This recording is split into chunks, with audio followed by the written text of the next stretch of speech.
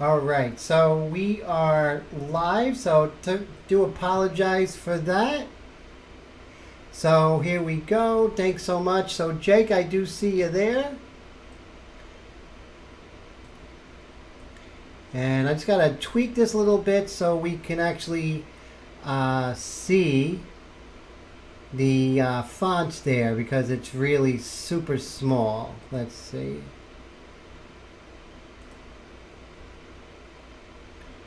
Okay. This is the first time that I had any kind of problems with my live stream. Let's see. We'll go to chat. Okay, here we go. There we go. All right, great. So now we're in good shape. Fantastic. So today we are finishing up this really cool tutorial. So I'm very excited. This has been a lot of fun to do. She's a very beautiful woman, Christian Serratos, and so I'm very excited. So right now I'm firing up my airbrush. I have my 3-to-3 mixture. Whenever I start a painting, work on a painting for the first time after a couple of days, I always go in and work light. So this way I get accustomed to working with the airbrush, not make any really harsh decisions in the very beginning. You don't want to do that, that's for sure. So Jake, how's the sound? Yep, definitely. That's the only way to do it, right? Tagging. And with Inktober, it's been a very good month so far as my YouTube videos and also other aspects of social media. So I'm very excited. Wendy, how are you? Good to see ya. Great. So, how you been, Wendy? What's new? Wendy, have you been practicing your dagger strokes? As you can see, I'm doing here. We always do dagger strokes in the beginning, and also it's a good way to adjust your air pressure.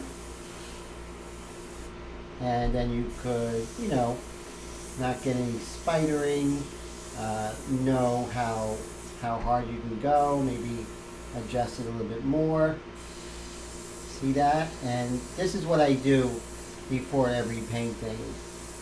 Since this is a very thin mixture, you want to make sure that you are, you have your dilution as well as your air pressure dialed in. Hey Willie, good to see you. How are you, Willie, today? Always great to see you. Okay, so we have our reference here, and here is our painting. So I'm very excited.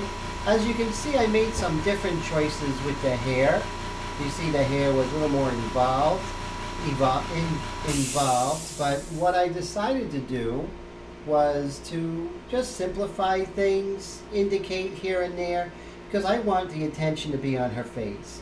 And I don't want to be too literal when it comes to working on a likeness, right guys? You never want to be too literal.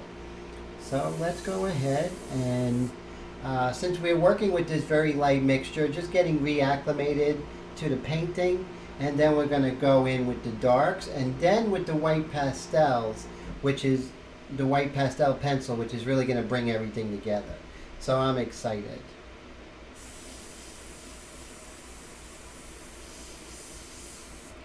So, and what I'm going to do is work on this transition tone right here. So it's not good enough just to, okay, so we have this really nice dark and the light. It's almost there. What you need is that transition tone, which is going to make that turn, right? So you want that nose to turn. The light source is coming from here. So this is turning away from the light, and this is turning towards the light. And how you achieve that is that you make sure that the adjacent values, their borders are on the money, okay? Because the borders are never, that's what's going to really give you that feeling of a old master painting. And that's what we're looking for today.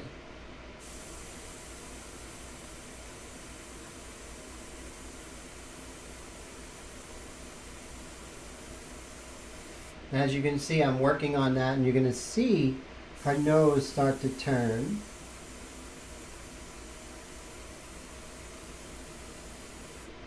There we go. So very, very subtly we're making that turn, guys.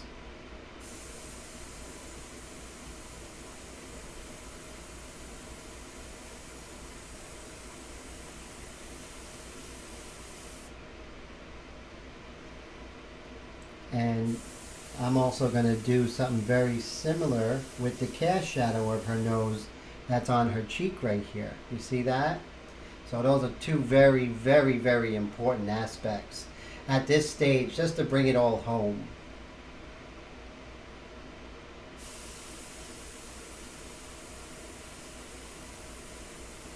And what's interesting, a lot of people have asked me, Tim, how do you get your skin texture? And the answer to that is, what I've been saying is that the values, the border between one value and another has a border, a specific geography.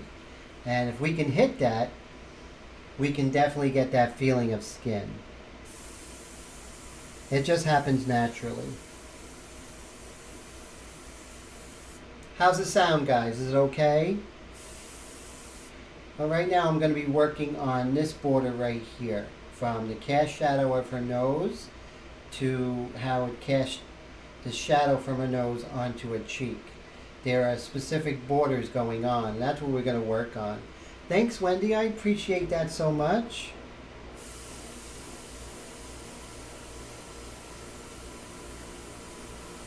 Very blurry right here at this spot. And then it gets a little more hard-edged over here.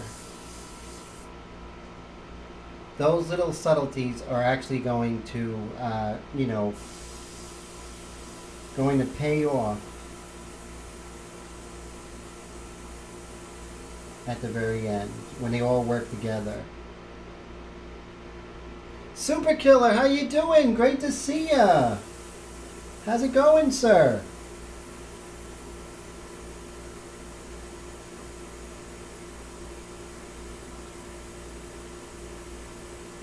So as that email blast I sent to you guys, does that help as far as, knowing that the live stream is up? I hope so.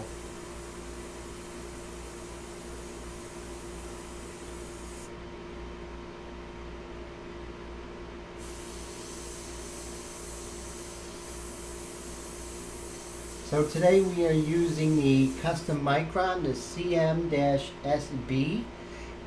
It's a great little airbrush for the very end of a painting. And hey, Clever Trev Gaming, how you doing? Thank you so much. I appreciate that. Thank you.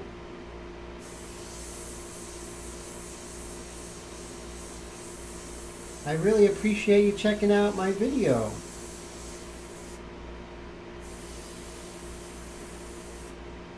So guys, feel free to ask any questions on what I'm doing or what my steps are.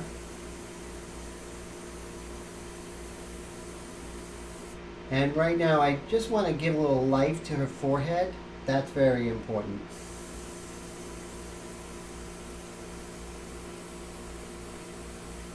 I'm rocking that trigger back and forth, and I'm creating, oh wow, that's great.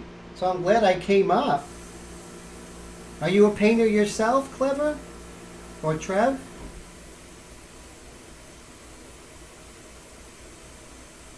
So you see I'm rocking that trigger back and forth, Oh, I'm great. I'm so glad. I hope this gets you in the mood, that's for sure.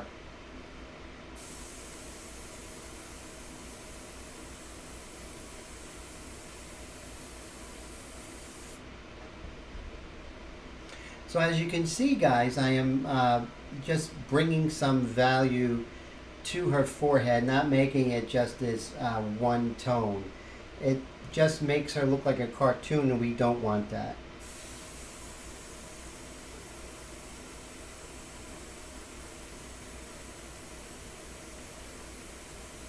So as you can see, I'm just rocking that trigger back and forth. And that's how I create texture. And then you just work that, and then you make sure that you leave some values in between each time you rock the trigger, and that sort of gives that feeling of skin. Skin is rough, meaning not rough in the sense like sandpaper, rough in the sense that it's not like glass. Do I have formal training? Definitely. About altogether, I would say probably about 8 years of formal art school. And then, just practicing for many, many years, Trevor. So I was trained, in principles and theories, and so, lots of different mediums.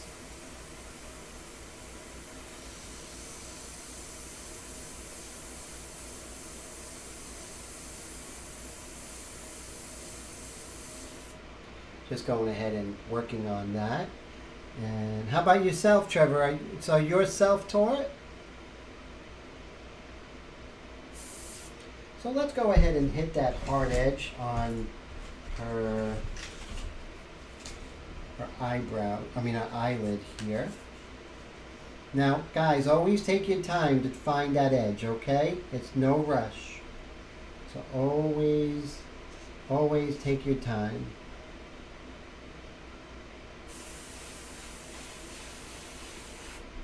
See that? I'm taking my time. There's no points for speed. When your painting's done, no one cares how quick it took. You look at it that way.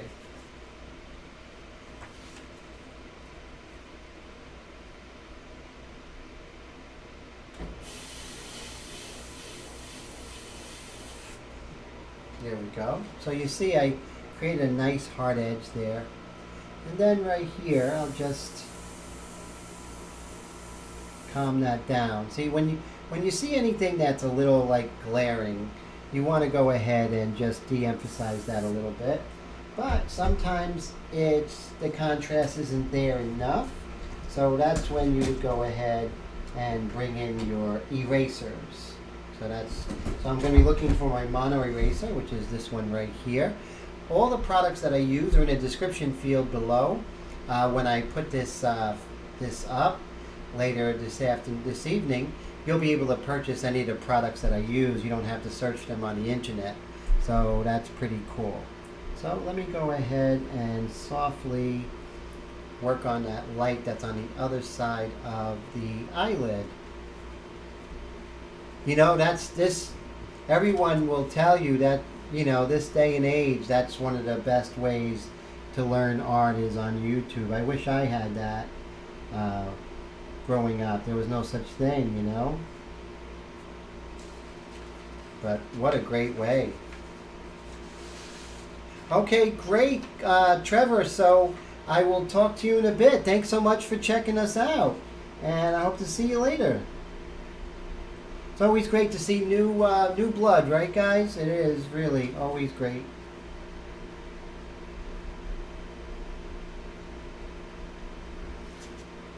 So, Wendy, did you get your second set of the inks yet?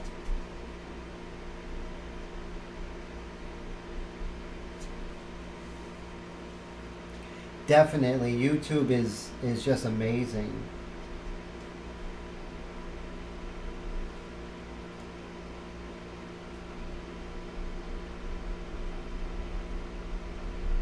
So on the Coltrane painting I did. Oh, you did? What do you think of them? Now you have the second set what I have, so you have the tangerine, some other colors, I believe, the sepia. So that's a great set. In a little bit when I go in with the white pastel, it's really going to pull everything together, guys. You're going to love it.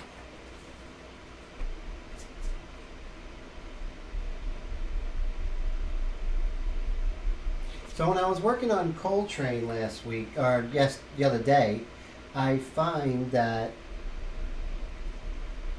the electric eraser really worked well for the hair. That was a good experiment. But not the standard electric eraser. I'll show you which one. Oh, how did this guy come out? That's for the sunflower painting, correct? So this eraser, actually, this is a Stadler, very good eraser. And for John Coltrane's hair, it worked really well. And I'm just going to clean this off a little bit.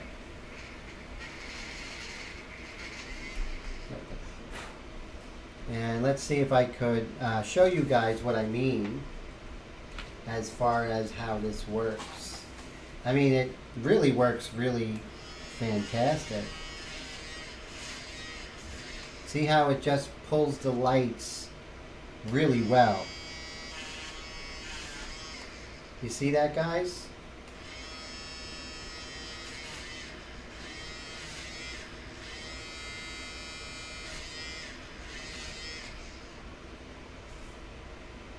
Really, really fantastic tool.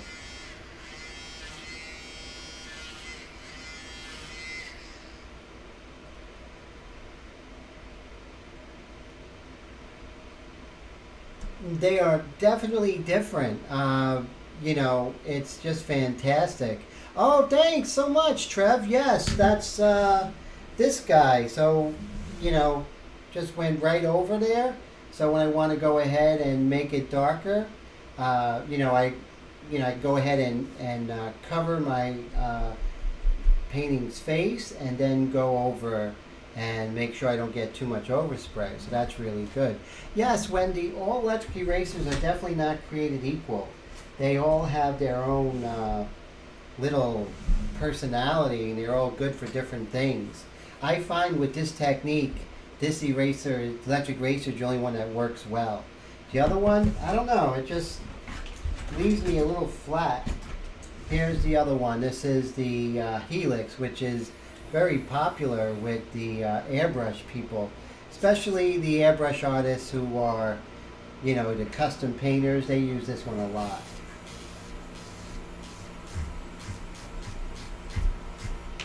So I find that this one doesn't seem to have enough power as far as the other one, which I found. But this one is the Stapler. I like that one better. This one, they're both inexpensive. This one was only like $10, $15. This one right here, I think is around the same price. Both are available, I believe, on Amazon.com. Definitely on Dick Blick.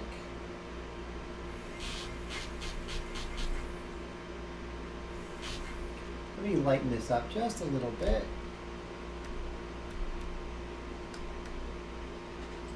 Just put a little more light on her there. Really, they don't sell these ones anymore. Is that true? Did they go out of business, Super Killer? It's a nice electric eraser. I mean, for other things. Oh, so yeah, I seen a blue one. The blue one probably has more of an, it doesn't have an AC adapter as well, or does it still run on the batteries? That's good to know. See how stronger this one is.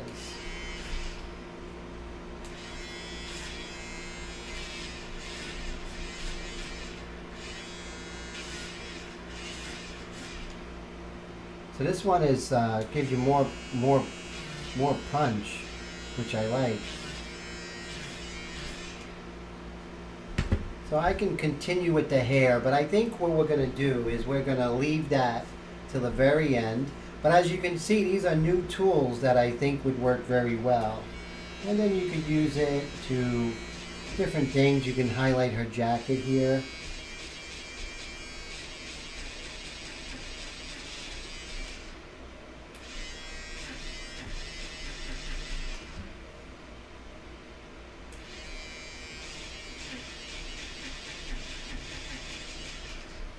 So, you know, there's a lot of different uses for that, that's for sure.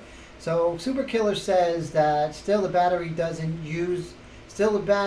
doesn't use the same eraser size as the older black one.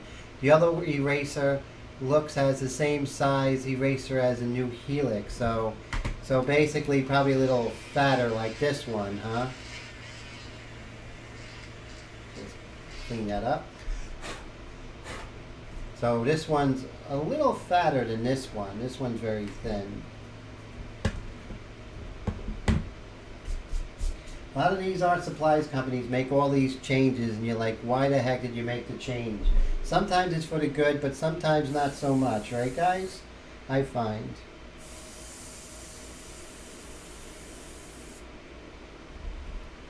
Case in point, when Golden stopped making their airbrush colors and started going with the whole high flow. And I think they wanted to widen the market, so to speak, so they stopped actually producing airbrush colors and made it high flow so artists could use it in markers and whatnot. Yes, so exactly, the Helix doesn't have a lot of power. I think it's because of the batteries they use, perhaps. On the other hand, that battery does last a long time with the Helix. Okay, so we're going to be working on some of those adjacent values. I don't use much watercolor. I do have watercolor experience in art school. Is that your primary medium, Trev? Is that because a lot of people use? I'll tell you, if you are a watercolor painter, I think you would love the airbrush because watercolors just love the airbrush and vice versa.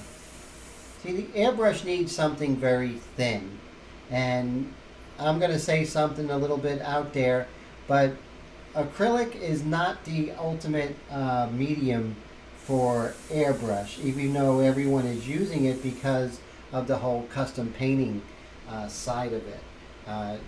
That's definitely it. Acrylic and watercolor.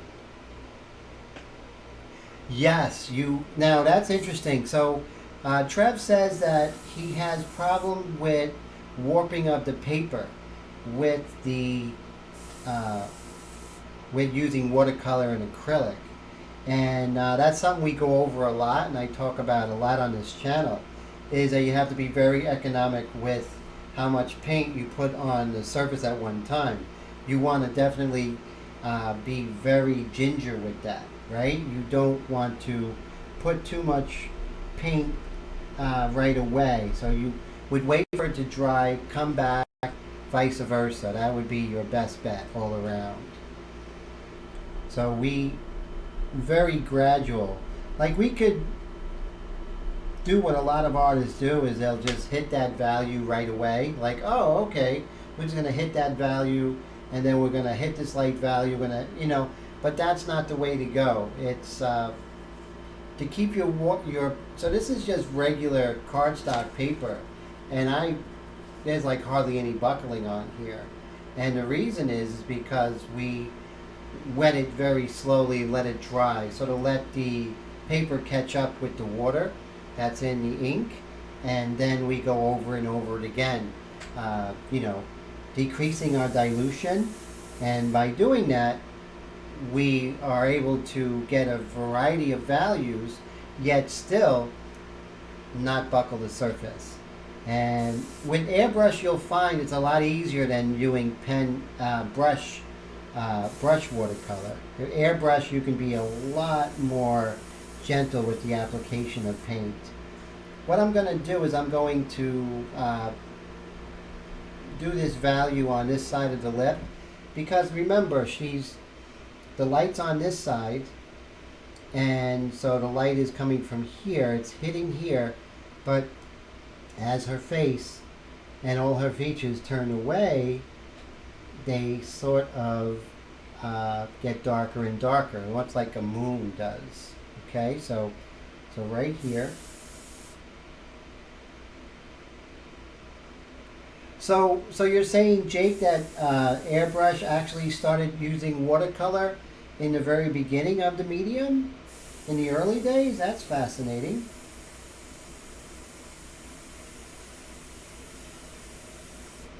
So right here, it's not just this little area here. It's a little more interesting than that. So let's go ahead and see if we could explore that shape. And I think that shape is very minor, but you know what? It could give a little more of an interest and a little more of her personality. So that's something that we want to look into. So Super Killer says he uses clear acrylic base on poster board and then heat sets it with a t-shirt press. Keep the paint from soaking in and making the fibers pop out. Wow, very fascinating. That's very cool. Nice ideas, guys, definitely. Great thinking, that's for sure.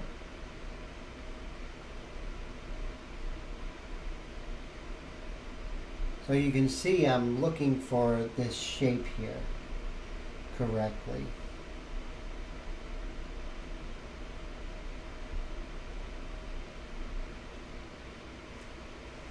And I think by finding this shape, we'll just get a little more of her personality. Rosita from The Walking Dead. Are you guys excited that it's coming out? The very new, the very first episode of the new season. It's very exciting. Wow, Trev says I'm a great streamer and informative. That means a lot to me, Trev. Thank you so much. You know what? I've been doing it so long, so, I'm an old guy. I've been doing it since I was painting seriously since I was 15, so, I should be good at this point, right, guys? But I appreciate that so much.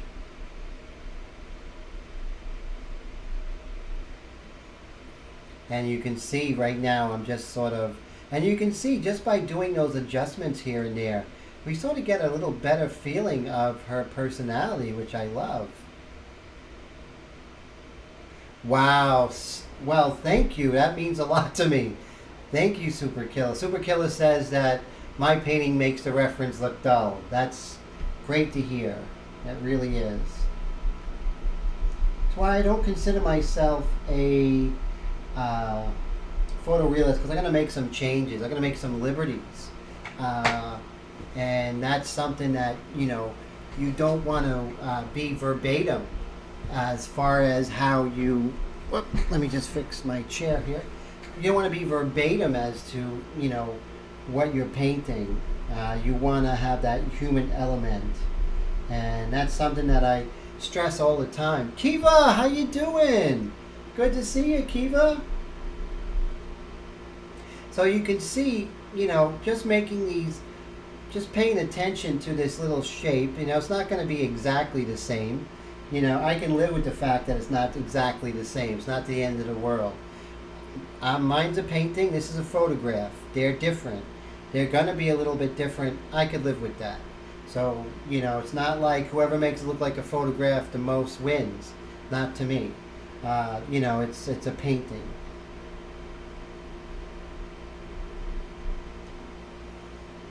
And so what we're going to do is, yes, always great to see you, Kiva, definitely, always. I love your latest painting. That was incredible. The fur was really nice. Okay, so what we're going to do is we are going to eventually go into a lesser dilution to darken this up a little bit more. Let's see. But as always, remember, I'm going to move our reference over here. Always your first couple of sprays, I want you to always do your first couple of sprays on a paper. I'm going to show you something I did this week, and you guys are going to laugh at me, but I want my pain to help you not to make the mistakes I made. So I went ahead and did my first, and I didn't practice what I preach, and I did my very first spray onto my surface, but I had the needle all the way back outside of the chamber. And look what happened. Psh, ruined it. Ruined the drawing I had. It just happened. So I had to actually throw this away. So I'm going to throw it away now, but it was a learning tool for you guys. And it was definitely a learning tool for me. That was so frustrating. But you know, it's good. You know, you learn a lot from a mistake.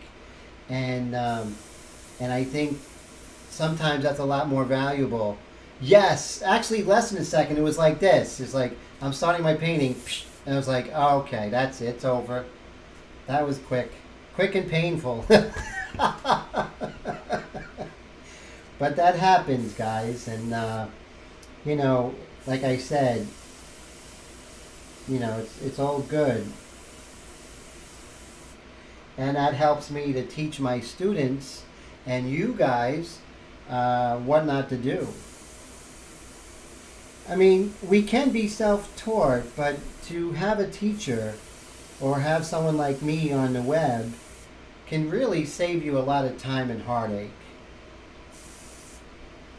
Let's go ahead and just hit that dark.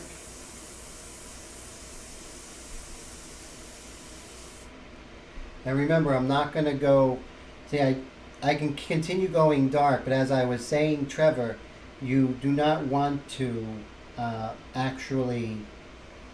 you don't actually want to oversaturate it. So one of the things I can do is I can actually just spray air and dry it. This is very scary. Make sure that you're not having any paint coming out when you're not pressing back. That happens sometimes when you're painting with airbrush. Make sure that's the case, and then you can dry it quicker. I do a lot of that when I'm working, you know, when I have a deadline and I want to get it done.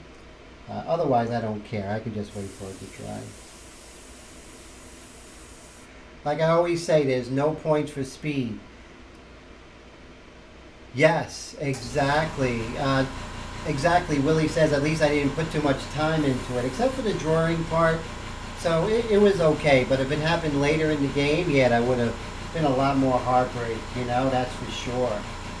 So I want to show you guys what I received this week. So have you guys seen this? This is the Sotar 2020 Light, and this is by Badger, which is really a very cool airbrush. Let's see if I can show you guys. Really a very, very cool airbrush. So I received this from Ken, the CEO, and it's very exciting, and I'm very happy that I was able to test this out. And I'm going to continue using this airbrush because this is just a really, really good airbrush. I mean, it has a very small little well. But one thing you want to notice is that the space between the trigger and the actual end of the airbrush is very small. That makes it feel more like working with a mechanical pencil. So you see, it's almost, you know, it's almost like, you know, almost like drawing in a sense, which is really great. I really love it. I did the painting, which is my John Coltrane, and I just had the best time. And so what I'm going to do is I'm going to mix a little bit of a darker mixture. Actually, we'll go with the light mixture, and then we'll go a little darker. So let's go ahead and work with this airbrush. Now, when you're working with this airbrush, you don't want to put more than 3 drops in because it has a very small inkwell here. Let me show you. 1, 2. Because you don't want it to spill out. That's something you definitely don't want to do. Now, what I am going to work on here, I'm going to go ahead and park my micron. Okay, remember I'm going to move my artwork off to the side. Oh, PSA means, yes, exactly, Pastel Society of America. I was elected a signature member at the Pastel Society of America. I'm actually a lot more known psychic sales. Well, that was my former life. That's too funny. That's great. Public service announcement. So look how beautiful. I mean, this is really this airbrush really flows. I mean, I think it's going to retail for like around $199. Considering that the custom micron retails for almost $500, this is a great alternative if you don't have that money. Because let's just go ahead and work with this, and I'll show you. Let's take a look here. I was actually a well-known pastel painter before I ever picked up an airbrush about 5 years ago. I used to do airbrush for my underpaintings, for my pastel paintings. And believe it or not, I just fell in love with the medium. And this is the Sotar 2020 Sotar 2020 Lite. It's a brand new model, and I believe it's available. I think it's like $199. I really highly recommend it. 100% has my endorsement. So it looks really good, though. I mean, look at the detail. Look how it is really working for me.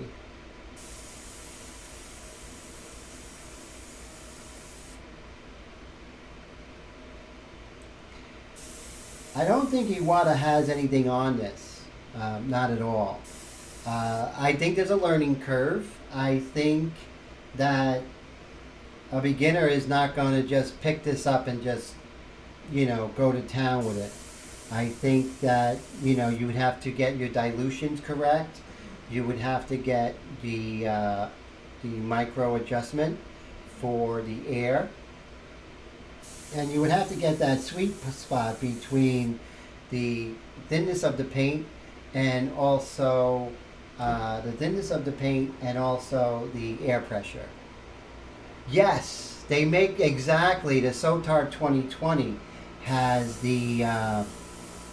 is definitely around $100. This one has some upgrades to that, which has to do with the needle and how it sits. So there are a couple of really good upgrades with this. So definitely, but the Sotar 2020, the one for $109, that would be a great introduction to this.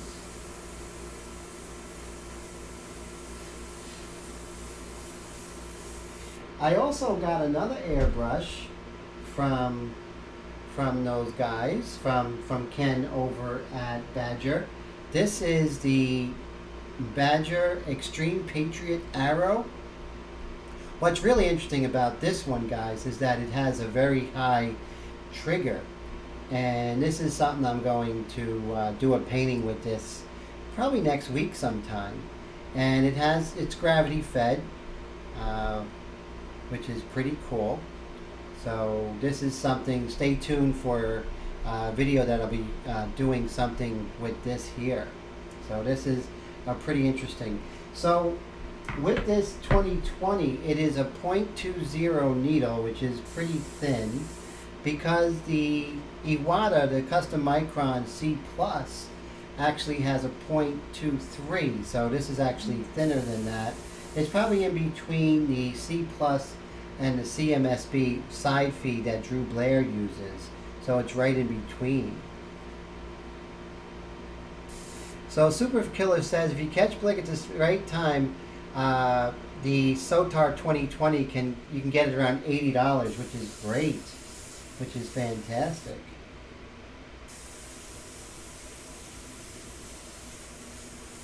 So you can see I was using the custom micron CM-SB, and now I'm using this one, and I'm really not missing a beat. I don't think, with my experience, now I'm doing airbrushing 6 to 8 hours a day for the past month and a half, 2 months.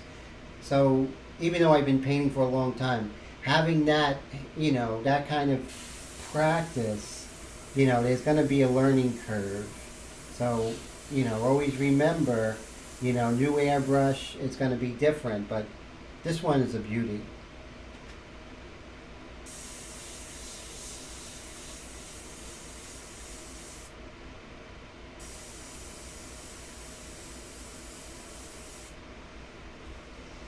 Okay, so let's go ahead. And also, just like the CM-SB, I don't have a cup in the way, so I'm looking directly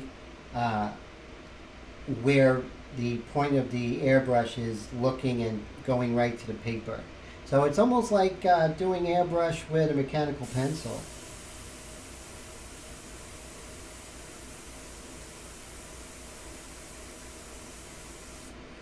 So you guys want me to continue working with this one? Willie says that he likes the look of it. I love the look of the Sotar. It's really cool.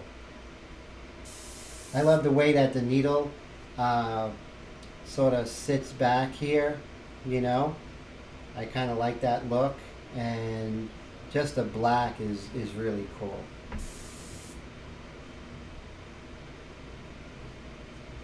Yes, because Wendy, that's a good question. This is a new model. I don't know if it's actually available yet. It will be very shortly. You might want to check on Badger's website. They might have it there. But this is a new model coming out, which is going to be very cool, which I really, really recommend. I don't know. That's a good question. I remember, did you guys ever see that movie Big? There's a scene in Big where he has this machine where it tells his fortune. He makes a wish that he wished he was big, and it was called the Sotar machine. That's the only other place where I saw that word Sotar. It was the name of that machine, that genie. So that's kind of interesting. Now, with the fact that I only put 2 drops at a time, I'm going to run out of paint pretty quickly. But I mean, it's no biggie. I'll show you guys how I load it. Okay, let's see what's the best angle. Okay, let's go with this one. So you see, I'm just going to, let's go here. 1, 2 drops, maybe 3 this one time.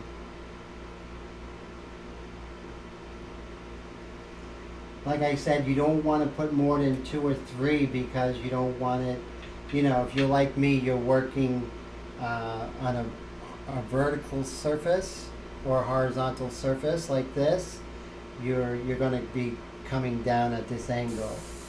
It does have a lip, so it does keep it from spilling, but you don't want to test things, right? You don't want to push things too far, especially when you've been working on a painting like this for the past 3 weeks, right?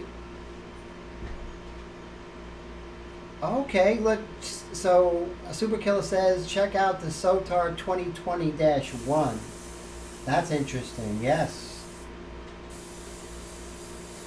Now, Superkiller, hey John, how's it going?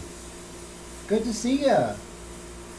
So we're finishing up, John, this portrait of Rosita, which is Christian Serratos from The Walking Dead. And we are working with the Sotar 2020 Light. Sotar 2020 Slim, forgive me. Not the Light. I keep saying the Light.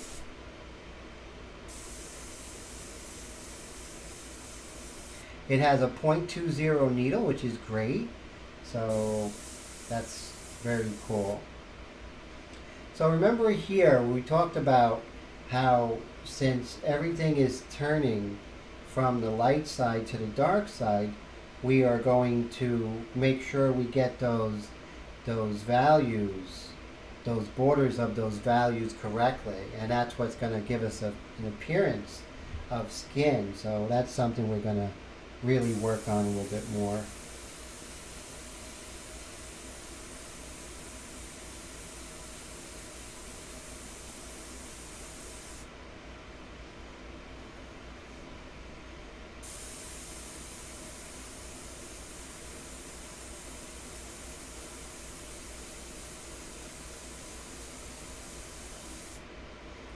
So as you can see, I'm going to just shoot some air, and I'm just going to dry that a little faster.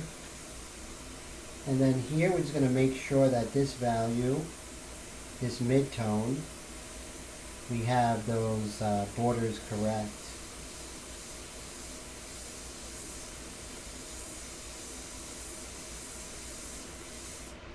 There we go. See, we have a little crease in her neck there.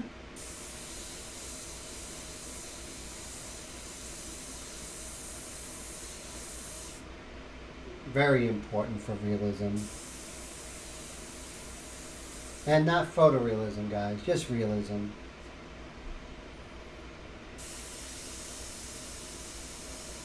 Same thing here. We have a real dark right over here. I am, so Willie says, am I still working on my blog? I am, but Yahoo kind of messed up my blog, and the website, that part of the website is down. They refuse to resolve it, so I'm probably going to get a different hosting. I'm going to be moving that probably to Wix or GoDaddy pretty soon. So stay tuned, and thanks for that, because I do have some new parts of my book that's going to come out, which is on pastel painting, of course. $184 at Walmart for the one. That sort of looks like, oh, like the slim. Oh, great. Because this is going to be around $199 MSRP. That's what Ken said. He's the head of Badger.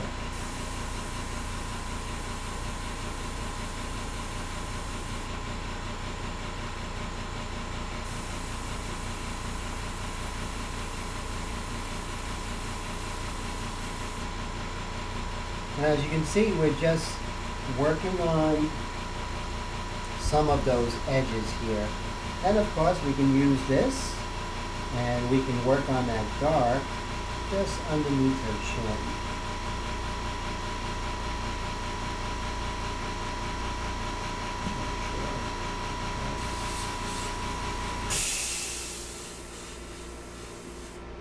There we go. And we can dry this a little bit. So I'm really happy with the way the edge works, and pretty soon I'm going to start coming in with the white, which will really turn things around. It's really going to bring things together. Does my Sotar have a plastic piece on the bottom? Yes, this little thing right here. Let me see if I can get a better camera angle for you guys. Okay, so it has this plastic thing right here. So yeah, and then of course it looks like it has an adapter to the 1/8 connection. So it's very similar to the other ones in that respect.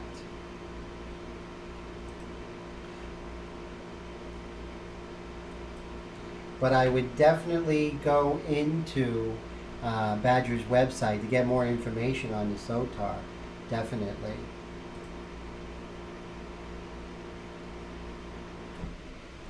And let's go back. Okay.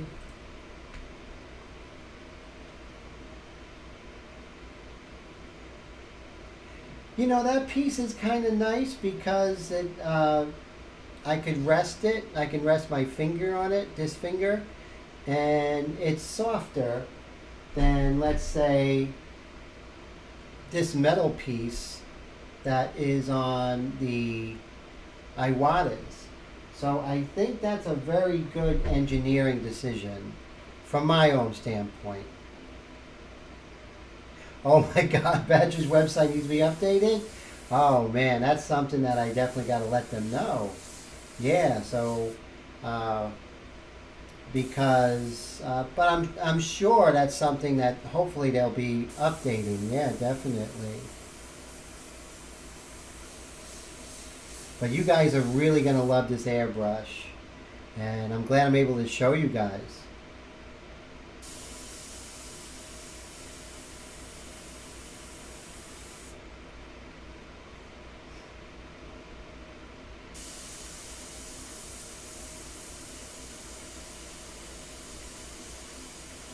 And not for a million years am I going to tell you that, you know, Iwata stinks or Iwata is not amazing. They're still amazing. This is just a really good alternative for you guys if you don't want to go Iwata.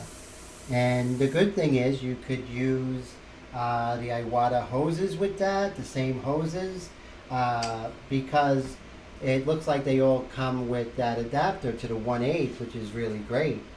The trigger feels really smooth. I don't know, it just feels really comfortable and a lot less finger fatigue.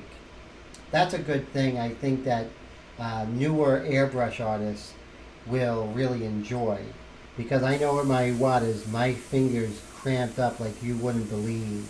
Especially now when I go from the CMSB and then I go over to, let's say, the custom micron C plus, then I get real bad finger fatigue with that. But all in all, it really has to do with just getting used to it.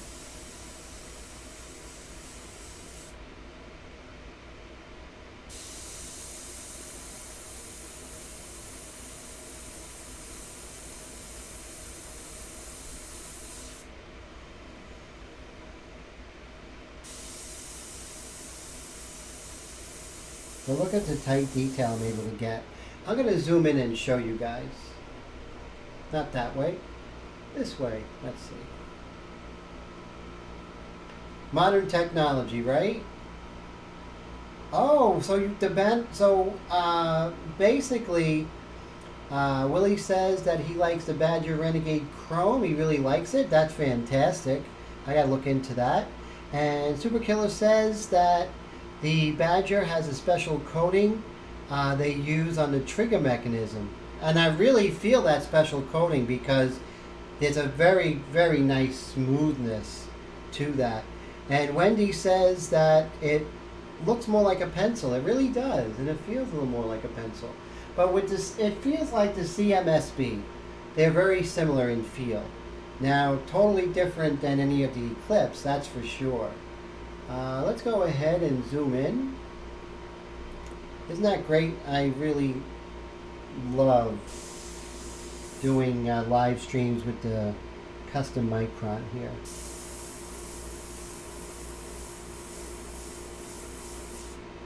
So you can see what I can do.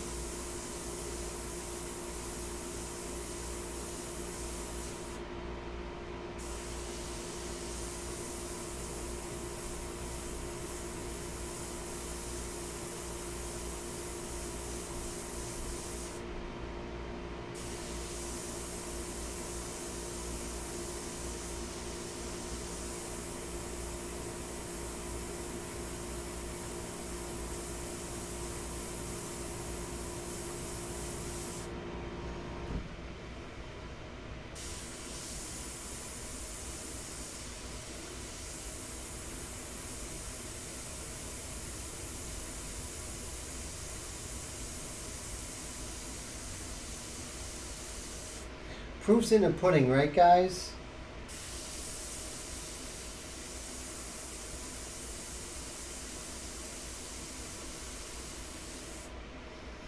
And we'll move up a little bit.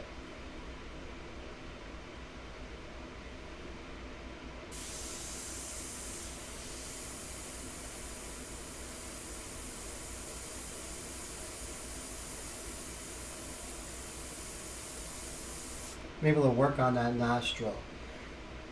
So how cool is that?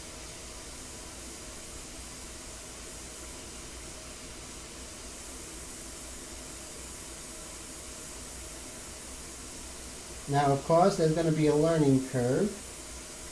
The more experience you have, the more you can do something like this.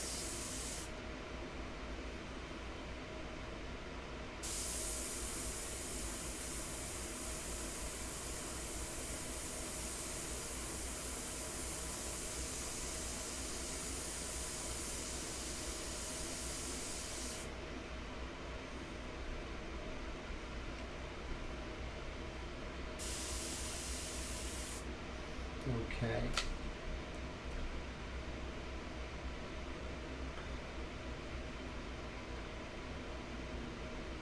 I believe it's 2-1 or 2-0. It might be 2-0, Super Killer, but you may be right as well. The CM-SB is a .18. But I'll tell you about the CM-SB is that every time the needle breaks, it costs me a lot of money. Which you guys know I did it, what, twice in the last 3 weeks?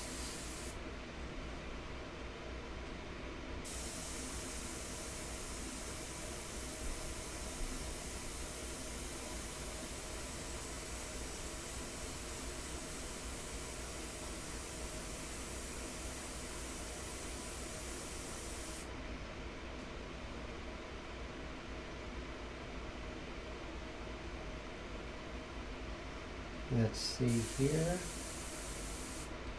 Okay, so let's go ahead and work on her eye here.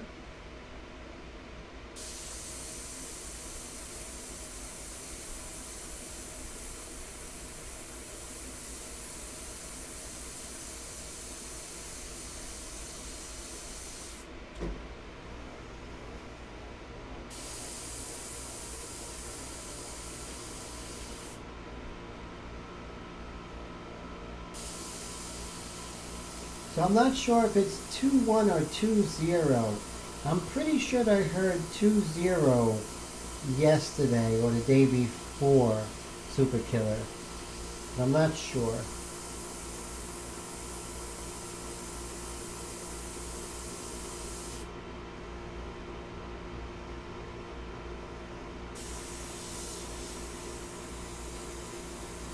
Always remember what they said, a painting is never completed, it's only abandoned. We're getting to the point we're going to abandon this pretty soon. So, it's always interesting. So interesting is that when I actually cut this out, I cut out her ear. So, let me just hit that dark here.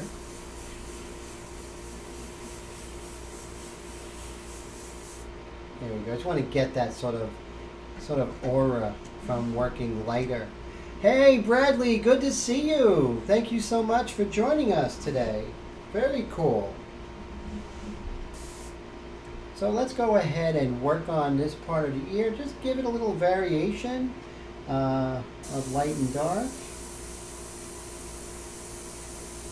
So today we are featuring the Sotar 2020 Slim, which is the new airbrush by Badger.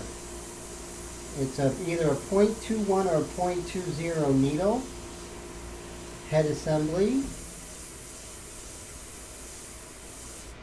Let's get that hard edge here.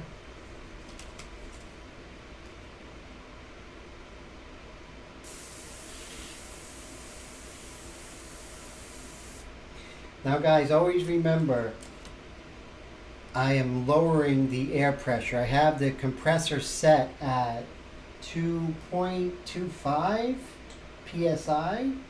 However, I'm lowering a lot with this Mac valve, quite a bit. So you want to find that sweet spot. Because it is a .21 or .23, that's where the you want to make sure that you're getting a proper dilution and a proper lowering of the air pressure.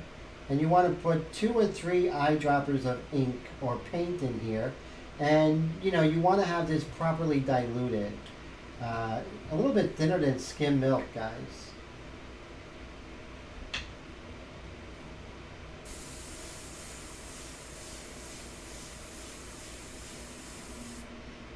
Okay. So let's go back in and get some darks of her ear here. And before we had to refill our airbrush, we went ahead and we're just going to get some of this really nice dark line here. I'm using a freehand shield for that. We want to have that interest, guys.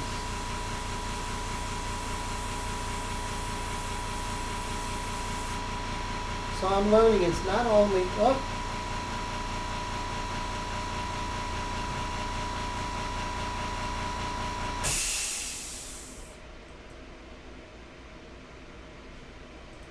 Kiva, how you doing? Will I zoom in again on the mouth?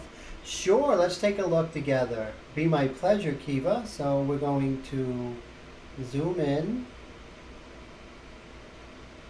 And let's move that over. There we go.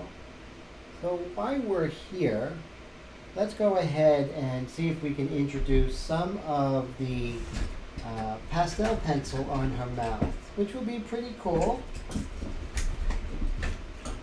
Pastel pencil I use, as soon as I can locate it, is this one. It is, let me see, move this over. It is by Pit Pastel, Faber-Castell, Pit Pastel, and it is the 1121-101. It's white, so that's pretty cool. Now, what's really important is when we are working something something very small like this area, we want to make sure we have a beautiful point.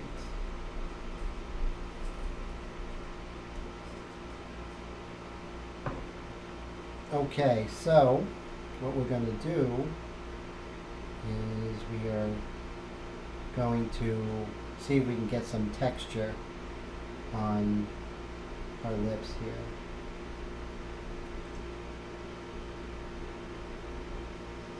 Move this way.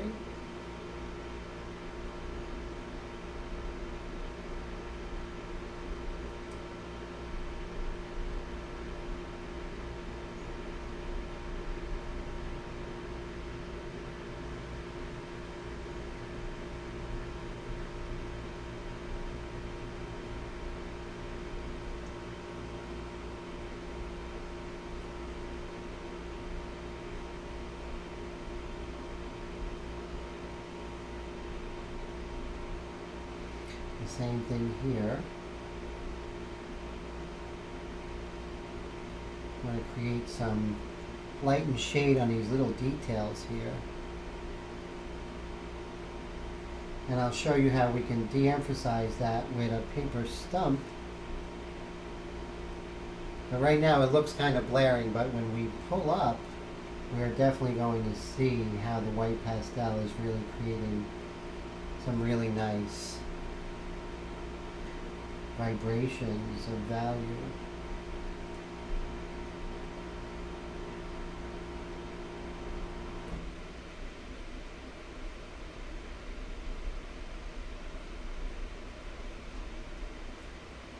And so when we zoom out, we will see how we can go ahead and de-emphasize that now by just, you can darken whenever you put white pastel on by using the stump to rub into the surface. And you'll see it will create some nice textures as well. No, Super Killer does ask, good question, do I spray like a fixative or something over the finished work? But never. Two reasons why. First reason is when you spray a fixative, it creates a uniform texture that kills all the textures that you work so hard during the painting. So that's something you never want to do. Another thing that I do, another reason, is that it really is horrible because it's very toxic, and you don't want to spray that stuff. So I really hate it for that.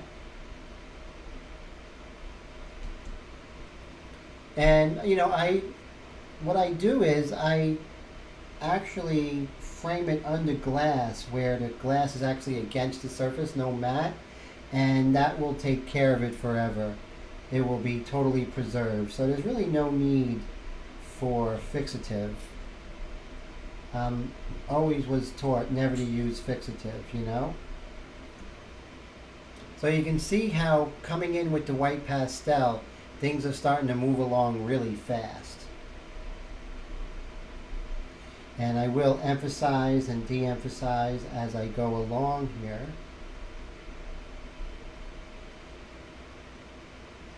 But I really love the way things sort of come to life when I just add the white pastel. Remember what I said, we have the borders, the dark to the mid-tone to the light. So we want to make sure those borders are correct. Same here. Watch how this sort of pops once we go ahead and put in this highlight right here.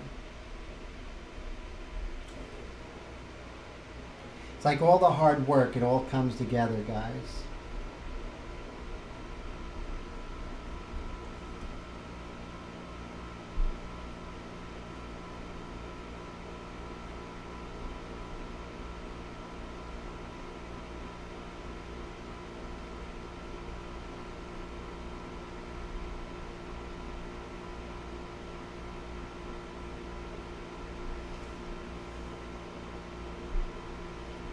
And you really get a feeling of the likeness coming together. It's like when I said in the very early goings in part 1, don't get emotional about the likeness. It'll happen. Don't worry about it. It's going to come together. So make sure that you let it cook. If you're making chocolate cake, you're not going to, serve it halfway done. You're going to wait till, you put all the ingredients in, you mix it. You're going, thanks, Wendy. Wendy says it's coming alive. I appreciate that so much, Wendy, definitely. And so you don't serve it when it's not done. So don't judge your drawing because you don't have a likeness in the early going.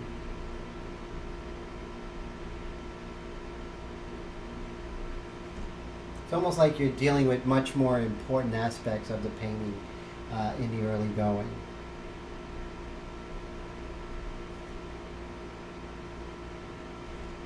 And you can de-emphasize some areas, like right here need to be de-emphasized. You don't need to do an eraser.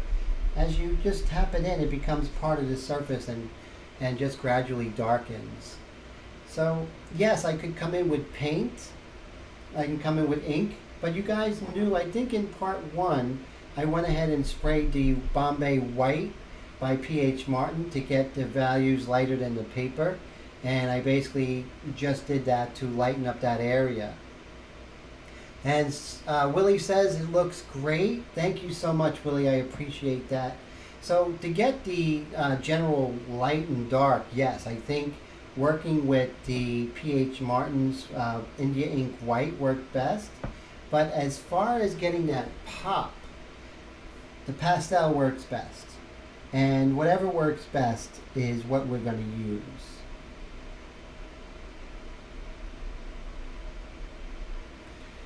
So we're actually going to work on different places where you see some white accents and where you have some white values. Like right there.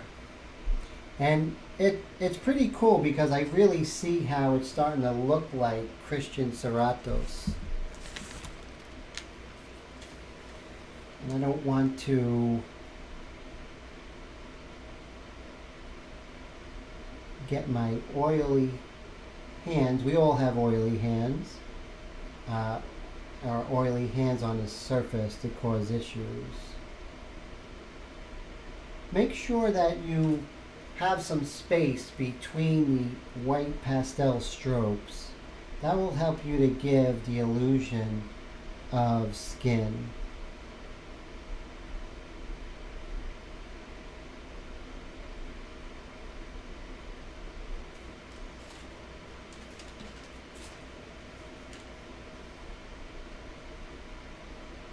And it's nice to have this like nice mid-tone. Now, the darker areas where you can sit the white pastel is going to be much more effective because white pastel is going to really pop from a darker background, right? So that's my thinking. That's the thought process here. Now, remember in the beginning I talked about, guys, how it's so important not to be so verbatim from the photograph to what I'm working for. So I actually am accentuating some of those highlights because I'm sitting it on a more of a gray color of her, or richer saturation of her skin color. So this way the white is really going to start popping out, giving us a better feel of three dimensions.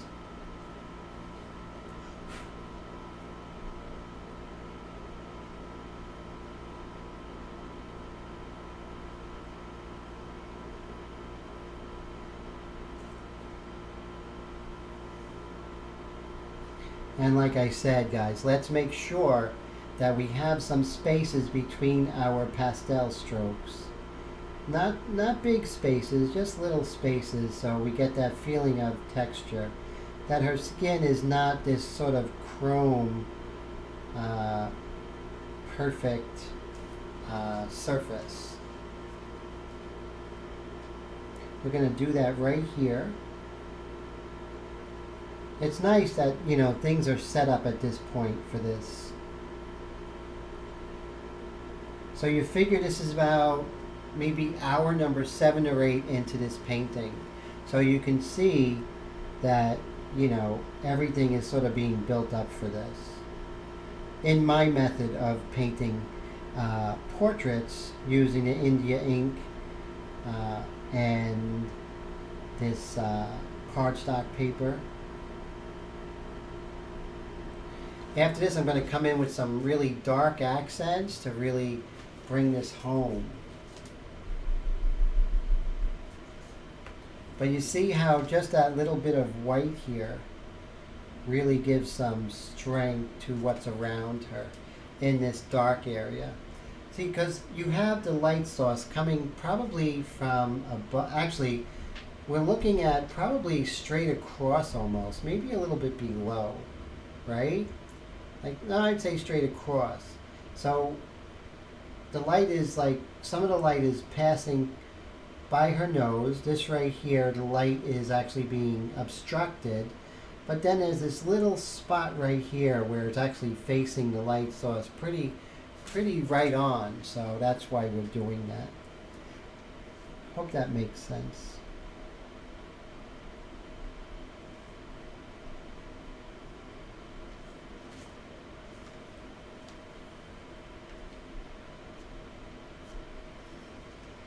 Do some hairs here.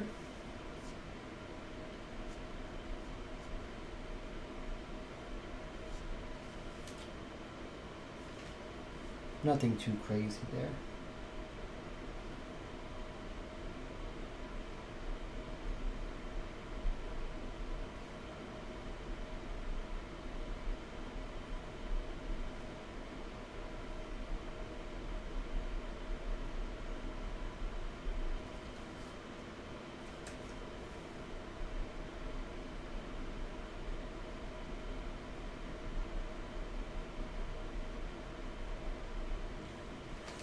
There we go.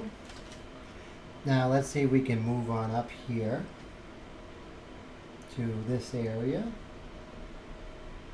Remember, keep some space between your white pastel strokes. You want to get that impression of skin. Paying attention, of course, to what you're painting.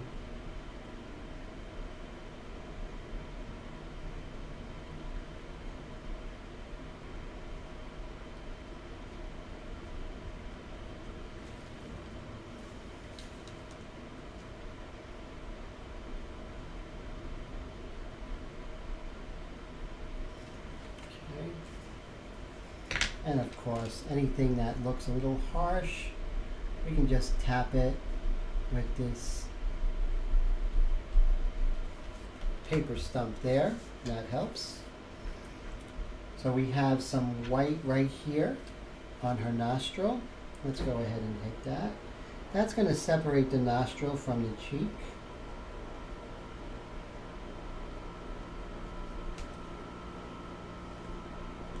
And you can see it's a little harsh. And of course, you know, we're going to combat that harshness just by tapping a little bit until we get it to the value that looks right. See, now her nose is coming forward, right? That's important. So right now it's a game of bringing things forward and letting things go backwards, go back into space.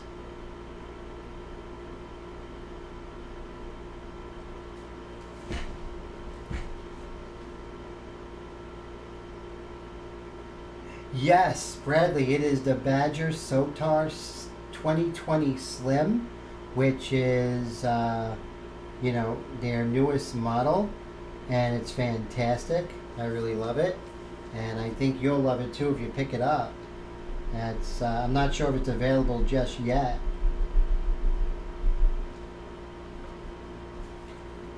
And let's go back to our Sotar again and see if we could just go ahead and reiterate some of those darker values next to the light.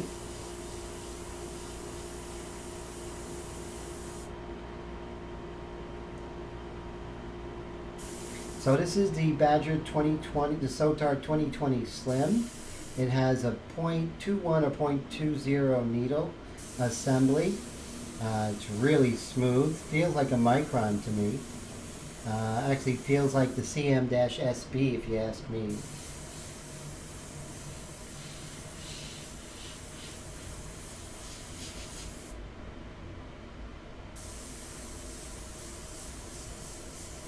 Okay, what I'm going to do is we're going to mix a very dark mixture. We're going to start doing some, yes, 0.20. Superkiller said the 0.2 millimeter or 0.20 millimeter on the Slim here. So Bradley, if you check out my YouTube channel, which you're on right now, I did a speed painting or time lapse of a painting of John Coltrane, so you can see that at work from start to finish. So check that out.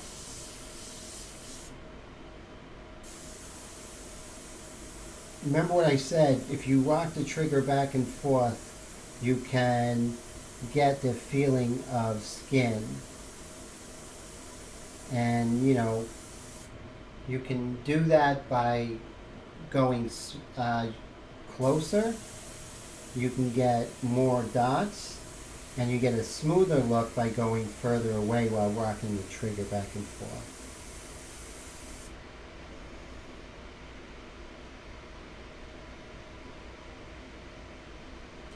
You know what it is? Superkiller said he didn't know I did another video. Sometimes it's horrible. Sometimes, sorry. Sometimes YouTube will send out alerts and sometimes they don't. Oh, thanks, Bradley. I appreciate that. Yeah, I had fun painting that. That was the inaugural work with this particular airbrush. So it was really great. Oh, you did get an alert. Oh, cool. Very cool. Sometimes people don't. I also put it on Facebook, believe it or not. So a lot of you have seen that particular video on Facebook. On Facebook, it had something over 1,000 views in less than 24 hours. That was pretty cool.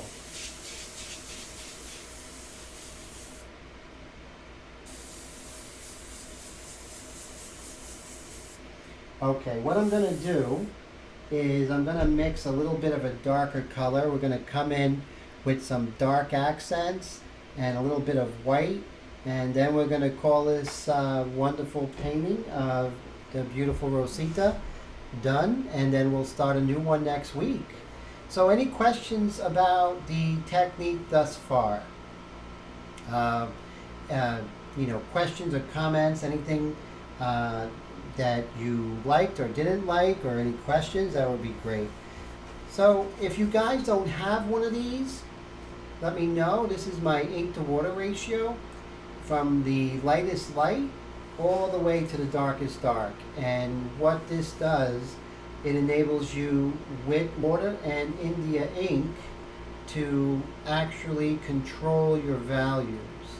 That's so important, especially starting out. You want to control your values. In the beginning, when you're going with a light mixture, it's a lot harder to make a mistake because the values are so light and the way the ink is. So this is a great technique. I think it's so much more effective than acrylic, especially if you want to get your handle. Thank you, Wendy. Thank you, Kiva. I appreciate that. They gave some really nice compliment on this particular painting here. So we're going to go ahead. Let me go get a cup. I will be just one moment.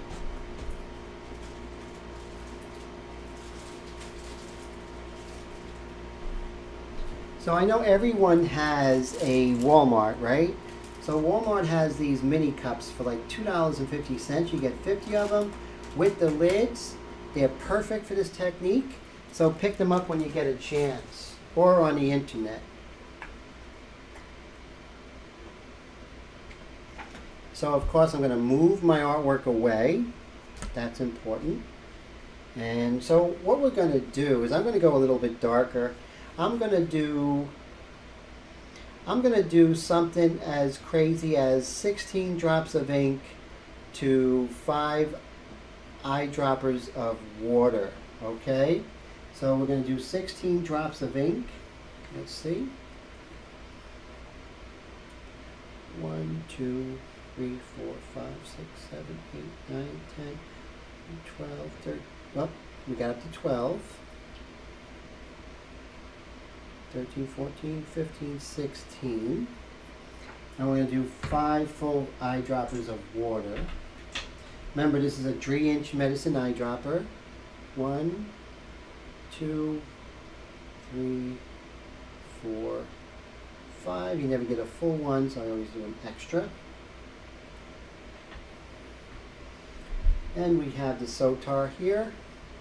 And what I'm going to do is I am going to put just 2 drops of this, but let's mix that up a little bit first. Get that really agitated. Oh, see that?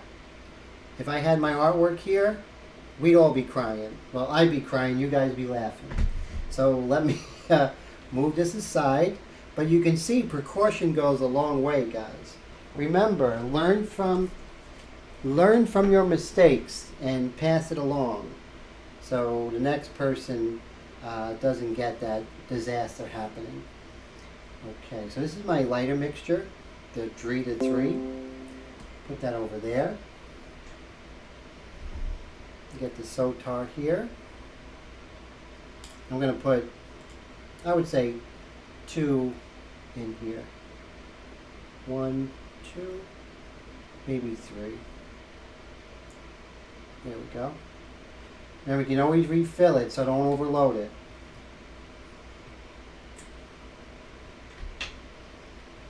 But it has a really nice precision, so you don't get as much ink or paint to play with, but you have this precision and you have this great view to your artwork without having a cup in front of you. Okay.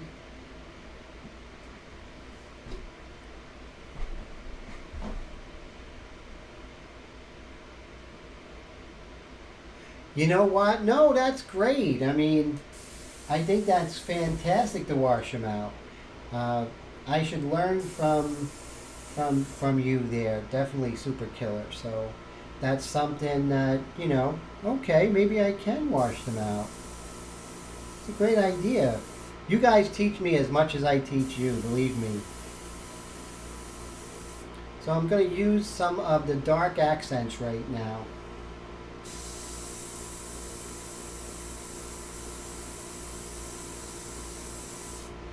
See that? Really make that white pop.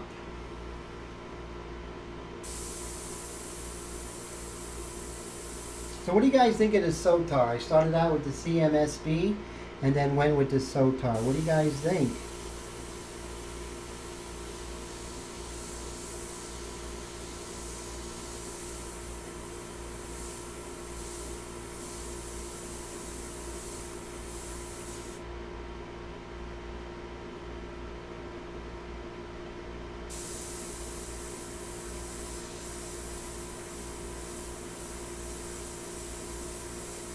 Always remember, when you're doing really tight detail like this, you definitely want to you definitely want to use like a dagger stroke. It's the most control you have. Yes, isn't that true? Super Killer says one of the favorite times of the painting is when you're coming back into black. Yes, you just get that punch, right? It's like bam, it's like it's like writing a story and then the twist happens, right? So I love that too. Bradley says, do you think it will cut a line as good as a micron? You know what? The micron is a micron. The micron is always going to be the best. So I think this gives a run for the money. So I think that this is a great alternative for the micron. So the micron is always going to be the micron, Bradley. I'm not going to I don't think anything's going to dethrone it. But hey, it's half price. And look how beautiful this is working for me. So definitely, I'm excited about this airbrush. I really am. So we're going to do some hairs here. So I'm just going to mask off with this freehand shield. Right, Bradley? The micron is the micron. That's the last thing I'm going to do is lie to you guys. Thanks, Super Killer.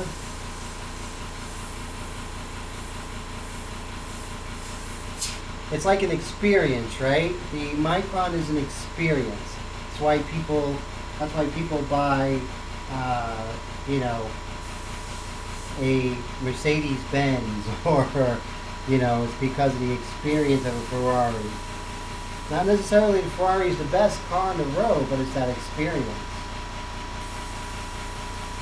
But for sheer, oh, Willie, you're leaving. Oh, Willie, take care, man. It's good to see you. It's always great to see you, Willie. I hope to see you next Wednesday. And drop me a line if you have any questions, okay? Yes. Super Killer says the micron is the SR71 of airbrushes. Good point. Let's see. So is Wendy leaving? Let me see. Oh, no. Willie's leaving. Willie, have a great night, man. It's good to see you. Always a pleasure. So Wendy's still here. That's cool. So Jake says, so he says if Tim owns a custom micron and says it's great, he'll listen. He's excited for this airbrush. Can't wait till it's around 80 bucks. I hear that, right? No. So Jake just purchased this airbrush. I'm going to show you guys. It's a really beautiful airbrush. He purchased it not too long ago. And this is one of my favorites. This is the HP-SBS. It's the side feed Eclipse. Beautiful airbrush. Can't go wrong with that airbrush either. That's for sure. I'm going to tell you guys like it is, So, but that's definitely it.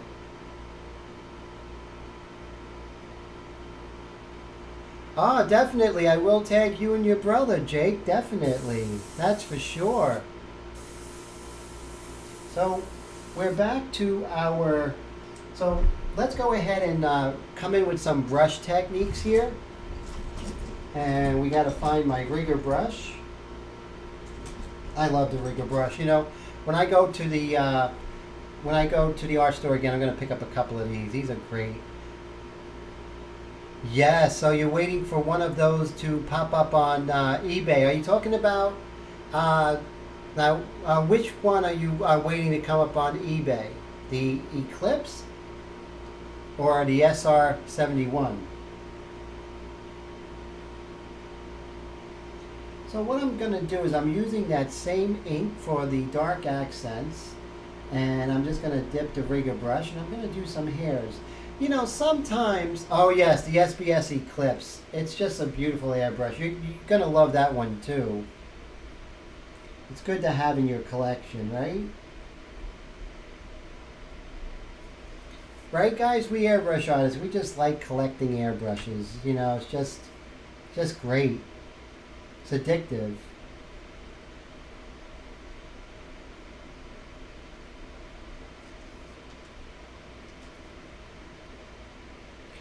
Yes. Wendy says sometimes Amazon is cheaper than eBay. That is so true, especially with art supplies. Am I right?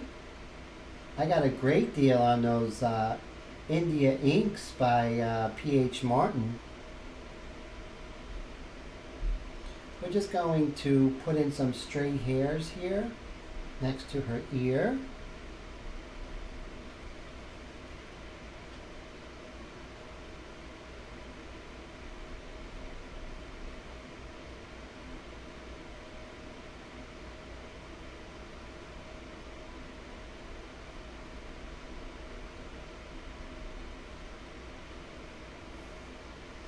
And we can also maybe put some dark accents in the dark of her ear there. Give more detail and more dimension. Right now we're looking for dimension, right? That's what we're really searching for at this end. Variation in the shadows. That's going to help us a lot.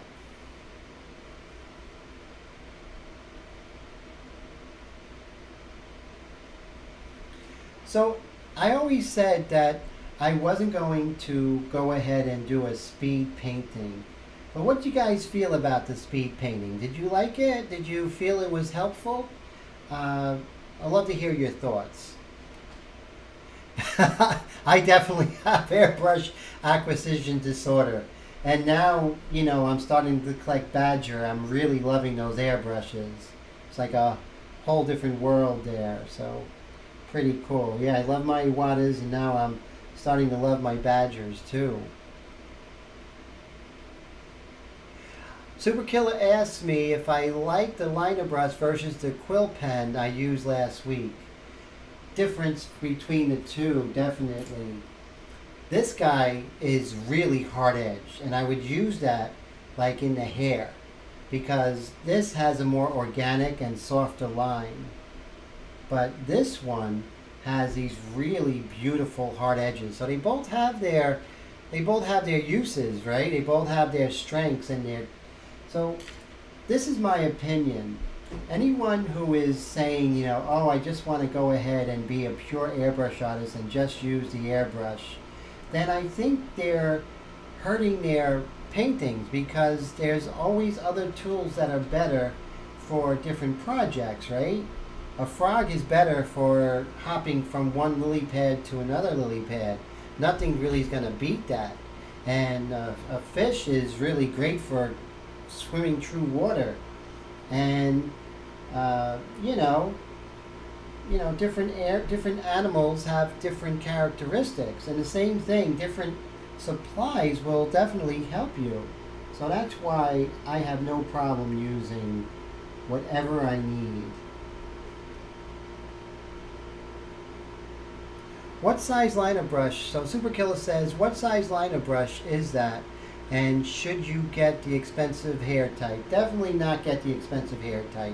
I think if you're an oil painter, you want to use the best brushes possible. But this is just the Winsor & Newton Cotman series. It's, the economy series here.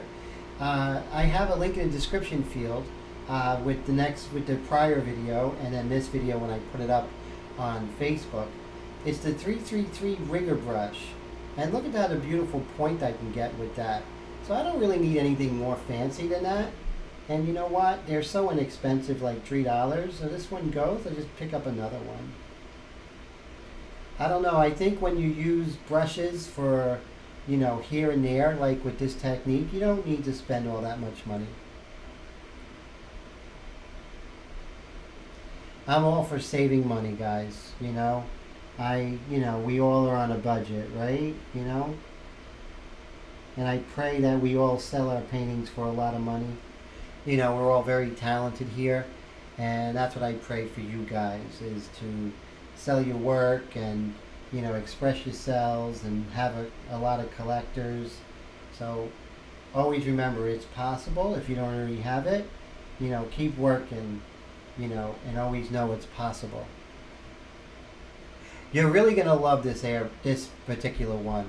Definitely for, little things like, okay, so right here, there's a space between the upper and lower lip. This just works so much better than the airbrush would.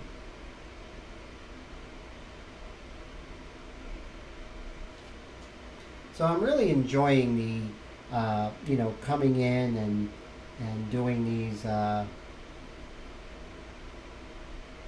little details here.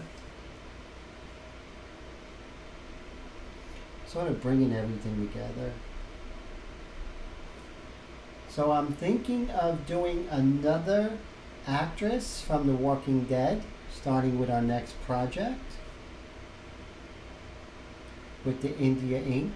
Not the next one, but I think one after the next one, I am going to be introducing just accents of color.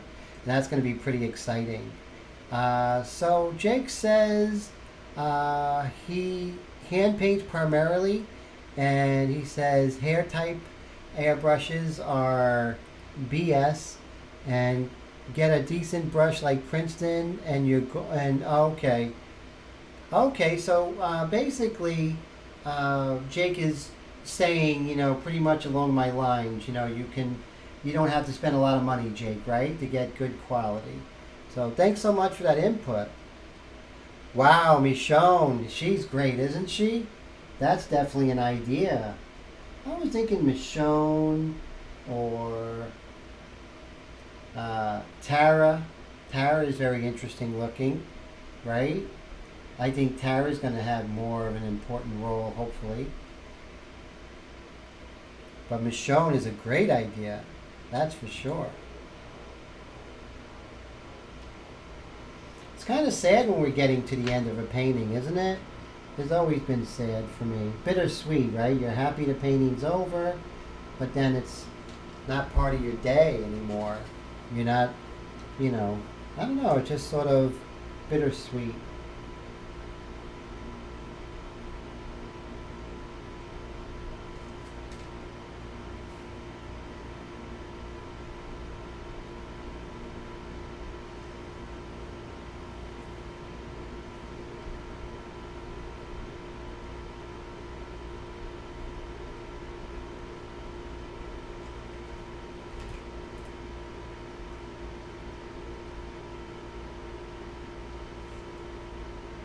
Yeah, that's true. And I had interesting hair texture with John Coltrane last night, yesterday, or day before yesterday when I completed that painting.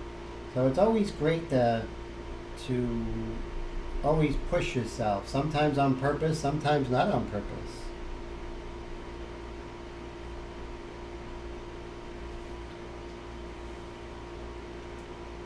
Going to go back into the airbrush in just a few.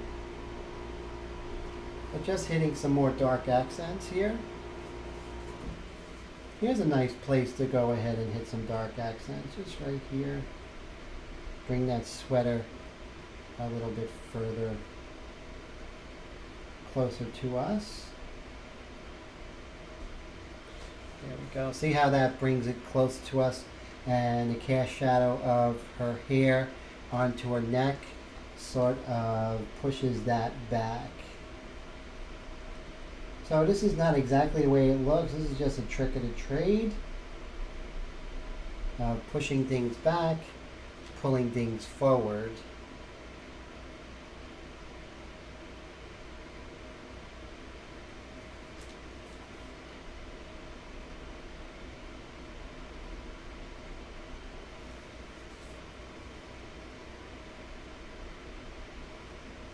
So wouldn't this be great if Christian Serrato's seen this, huh? I would love that. You never know, right?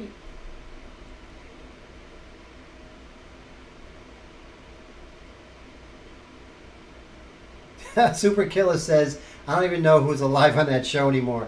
That is so true, man. That between Fear the Walking Dead, they kill off the main characters. I never seen that so much. But I think there's like contract disputes and people just wanting out. And so, they have no choice. Wendy says that Christian Serratos would be proud. Thank you. That's so cool, you. I appreciate that so much. But what I love is that I was able to teach you during this process, that you guys can also look at this over and over again and use this. So I was thinking, guys, so this is my thinking. If you guys start with the ink process like this, right, and start doing India ink, it's going to help you if you do this. Let's say you commit for 6 months to paint in India ink, right, in airbrush. Several things are going to happen. Your control of the airbrush is going to really just grow leaps and bounds. You are going to, you're not going to have to worry about tip dry that much. You're not going to have to worry about dilution of the acrylic paint. You're not going to have a lot of the problems such as spitting and clogs because the ink is already very thin. And you're going to learn about values even more. And then what we're going to do is we're going to eventually go into color. But you could use these as an underpainting and then go into color over this. And I think your paintings are going to grow, just as my paintings have grown. My color paintings and also my straight black and white paintings. And my control has grown. So it's really cool. So Jake says, not any better, honest. It's just hair. It puts the paint down as far as the paintbrush is concerned. A good brush will have a well-sealed handle and be attached properly. The bristles will have a good spring to them. Yeah, definitely. You know, I feel as well. I think some of those paintbrushes, high end, are very expensive. And there's better use for your money, especially if in this technique you're not using it that often. But like you said, those Princetons are fantastic and just really great to work with. Let's do some dark accents here with the eyebrows of Rosita. And you want to have space between the eyebrows. Between those dark eyebrows, you want to have space. If you don't have space between them, everything's going to look dark. You're not going to have variation, and it's just not going to look like eyebrows. You want to make sure you don't go at the same angles. Different things that will going to help you.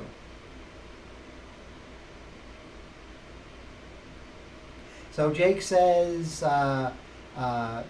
you're making this color thing happen, which is really cool. So the black and white is really going to make your color paintings so much better, because Angra said, John Augusta Dominique Angra said that a good painting is 85% drawing. So keep that in mind, guys. Plus airbrush, you want to have that control. Those controls that the big shots have, right? You know why they have control? Because they do it a lot. They paint all the time. So Kiva asked a question here, which is cool. She asks, what is the paper brand and the weight I'm using? Very good question. Love it.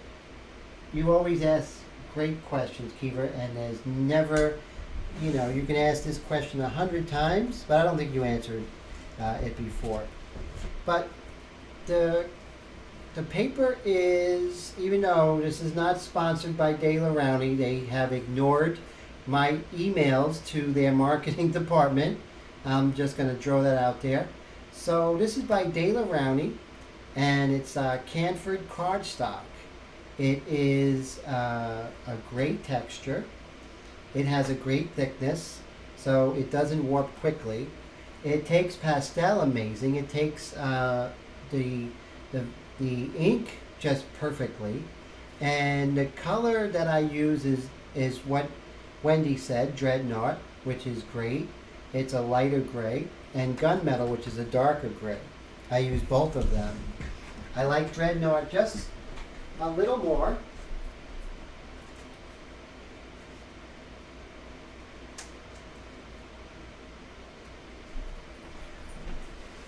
So I am going to get an example of the Dreadnought, which is a lighter gray. I'll be right back.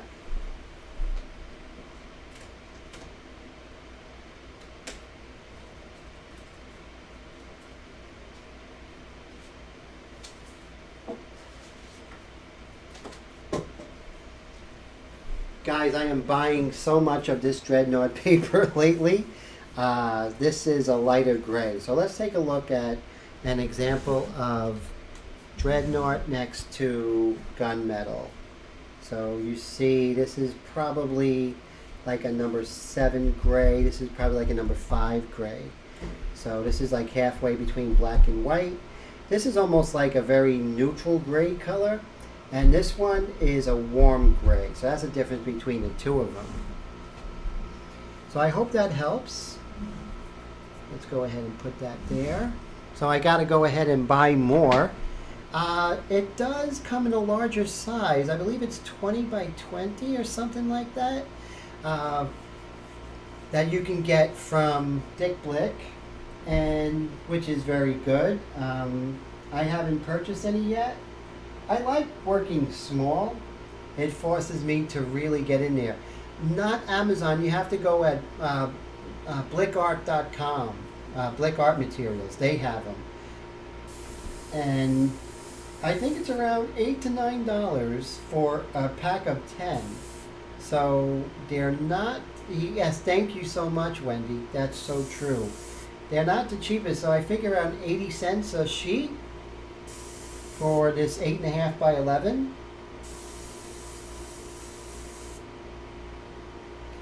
So look at this, guys. I'm already at 2 hours. This goes by so quick.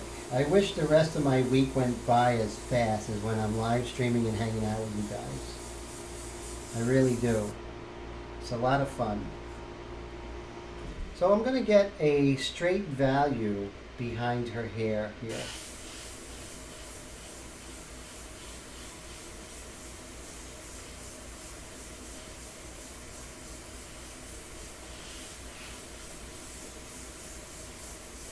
Remember, I don't want to oversaturate the surface. So Jake says, let's see here.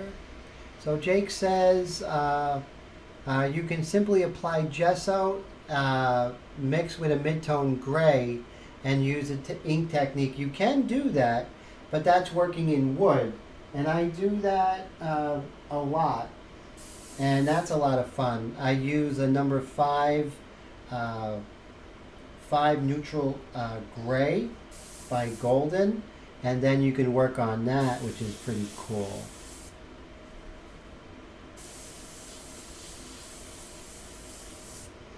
So I'm going to come back with this white here, and we're going to do some stray hairs, give some volume.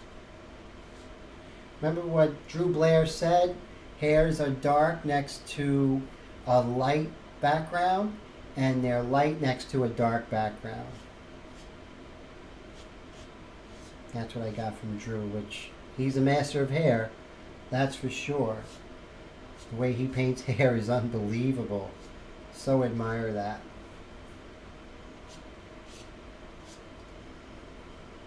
And of course, I'm just indicating her beautiful hair.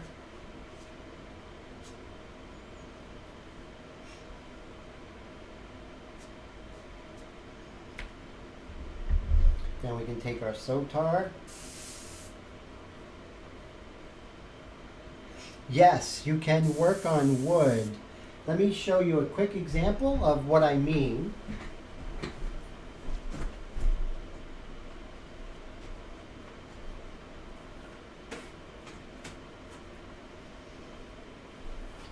So here is a wood panel. You can get this at blick.com. They're hardboard panels. You get them on different sizes. This one is an 11 by 14. Let me show you here. So this is an 11 by 14 size. See this? You can get them as small as a 6 by 6. So what I did here is I took a 6x6 panel and gessoed it with marble dust to get this really nice texture. And then I went ahead and put a number 5 neutral gray mid-tone over it. Now when I work, this is all India ink, by the way. Right here is all India ink.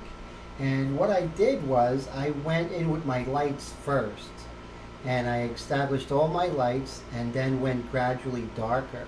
And what that did is avoid a lot of the blue shift. So ink is great because this is no difference between this and what I would do with, let's say, acrylic paints. So, you know, my advances in ink is actually helping airbrushes to work more efficiently and just make it more of a fun experience, right? No more clogs and tip dry and all that fun stuff that's associated with acrylic and airbrush, which it's only really being, you know, for us fine artists, it's only really being manufactured for airbrush artists because of the custom painters. I'm not a custom painter. So if I'm working, so what ink does, it liberates me, enables me to work on paper, which is really great. So Jake says Masonite rules, and you make your own panels, you don't buy them, and yeah, exactly. You can go as big as you want with this, Bradley. I've done worked on wood panels as large as 30 by 40. You can get them at Home Depot, and what you do is you just buy a 4 foot by 6 foot, and then they cut it for you for free. Make sure you get the dimensions on how you want them cut, and they do it for you right there, which is great. Really fantastic. You can work pastels, oils with that, ink for that matter. It's really great. So what I'm going to do is I'm going to come back in just a little bit and finish off some of the whites, and then we'll call this painting done. Like I said, I could continue with this painting forever, guys.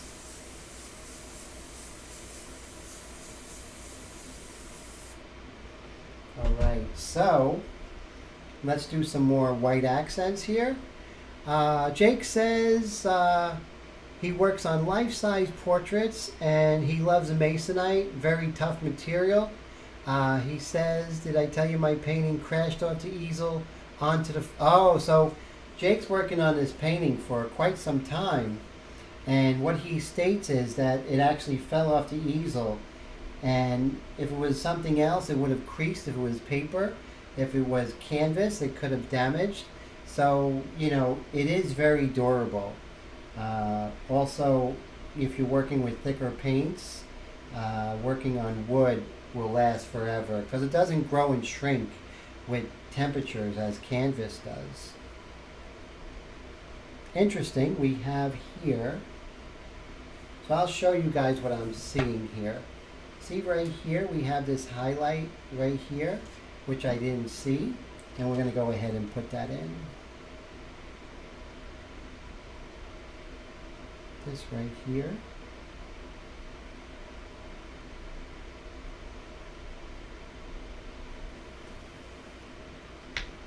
Just gives a little more dimension to Christian Serratos there. Now here we're going to use this here. It is a fabric sort of chalk that a lot of tailors use. So let me show you how this actually works. You get a much finer and controlled line than you could with the pastel pencil.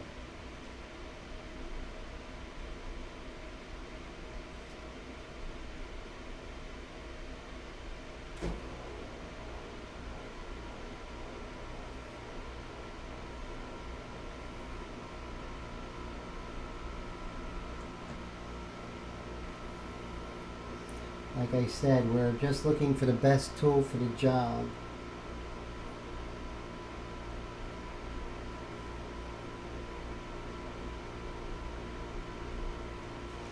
And when it comes to edge work, Nothing is better than this really tight fabric pencil.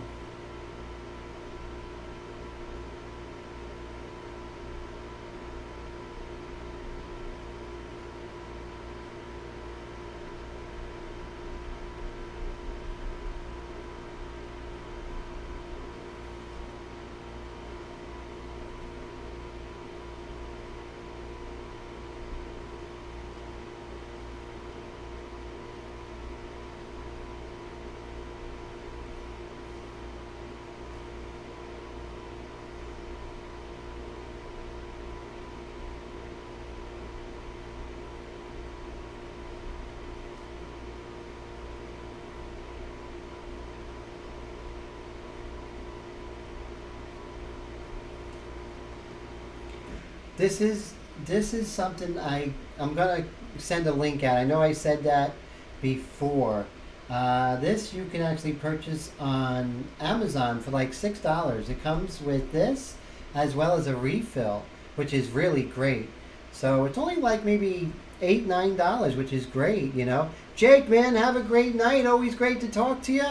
And thanks so much for coming by and your great comments. Love it.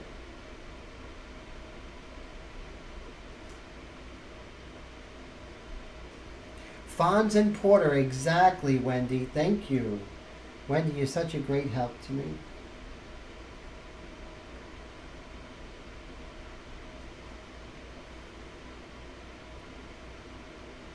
So look how I can get this beautiful edge. Look at that on her nostril there. More realistic, right? And that's not the way it looks, but I'm accentuating because I'm not a photorealist, but I'm looking to accentuate, to direct the eye, you know? I'm a director, like in a movie. Same thing here. There's this little bit of a white area just here. Just like that. Just where the light is hitting a little more directly than everywhere else. See that? So you can see there's things going on in the shadows. They're not just value, but they're shadows. 1303, that's not bad. It went up. I think I paid like $7 or $8, $6, $7, $8. But those things go up because it's such a weird thing, right? I mean, I don't think many people are buying them. But an artist friend from England told me about that. He does these incredible portraits in graphite. It just blows my mind. And he told me about that, so I'm happy to share. So look what I can do with this and create the translucency in her eyes. I love it. Okay, so remember that even in her neck, everything is turning, right? Turning towards the light, turning away from the light. So we want to be coherent. So we can't have everything turning towards the light here and then have this sort of flat. It wouldn't work because her neck is having the same reaction to light and dark as her nose is. So her chin is further towards us, right? But her neck is a little bit further back, so it's going to be the same thing happening to the chin, but a little quieter, less volume. So what we're going to do first is we're just going to lighten this up right over here. Remember, we want to have the proper borders.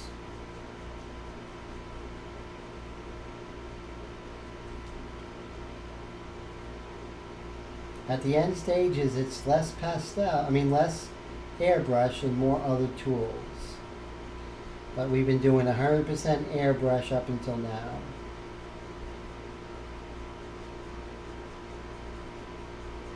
You don't get points for just using 100% airbrush.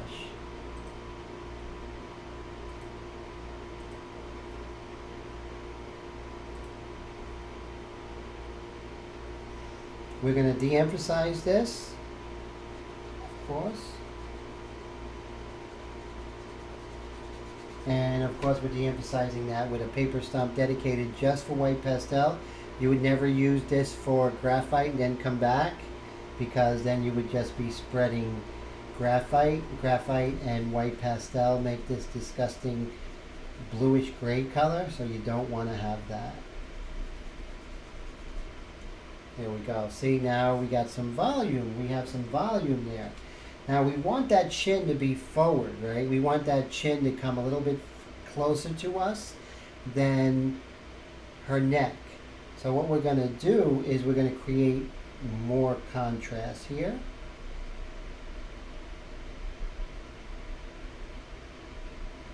And we're going to have a little brighter color here, brighter value.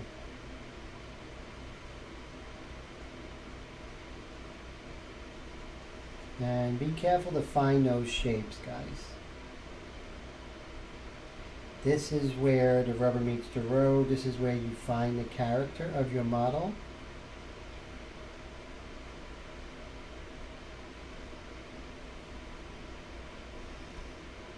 This only works when you have taken care of the large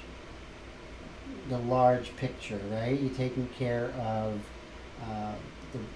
the bigger questions. Wherever you see something that's too bright or stands out, I want you to get rid of it. So right there, that's standing out. We're going to get to that in a second.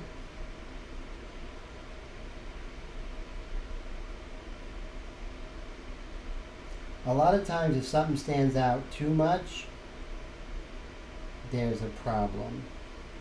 Not something we can't fix easily, but still.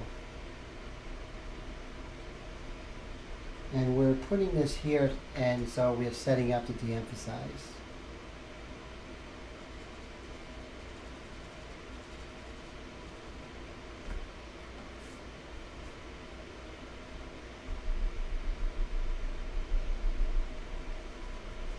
Remember, the more we rub in, the more it goes away.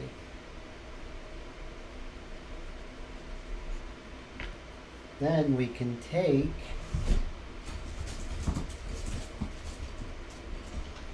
a kneaded eraser and we can calm down that light in her neck just a little bit to bring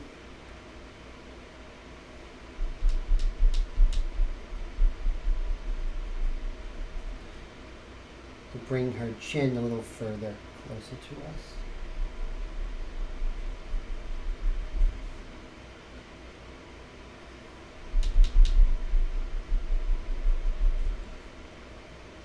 Okay, so what we can do is take this pen, this fabric pen, and we could work on this edge here. Really pull that forward.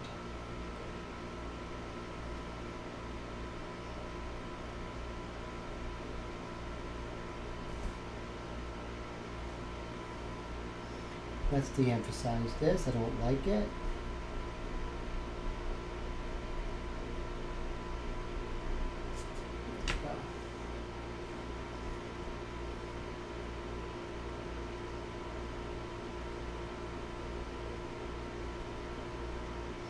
There we go. So her chin is coming forward, and I can see that her neck is going back a little bit. That works. Let's go back to our custom micron here, because this has the thinner mixture of 3:3. So before I do anything, of course, I'm going to test here, make sure there's no tip dry. Let's do some de-emphasizing.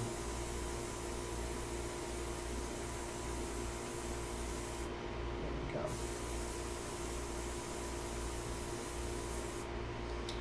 Pulling that neck back a little bit.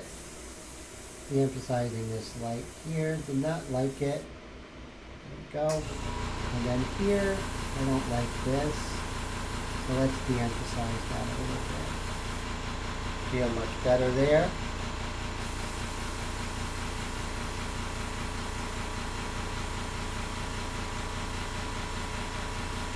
Okay, guys, so it is officially 11:39. We went over 2 hours. So that's it. I may do some tweaking here and there off camera, but that's basically where we're at right now. So this was part 3 of Rosita, and I hope we learned a lot together. I know I learned a lot. So the fabric pen, is it ink or pencil? It is actually chalk. It's erasable, but not as much. Thanks, Wendy. I appreciate that. Not as much as, let's say, a pastel pencil. So be careful when you use it. When you put it down, make sure you mean it. This is a lot more malleable, so definitely. So it is chalk and it is for fabric, but I use it. It's a great tool. So next week, I hope to see you guys. I'm going to do a video during the week as well. So I really enjoyed it. I hope you guys enjoyed the Sotar. Next week, I'm going to actually introduce the Badger Extreme Patriot arrow. So that's going to be a lot of fun. So I hope you guys have a great week. It's always a pleasure. I love you guys. And if you have any questions about the technique,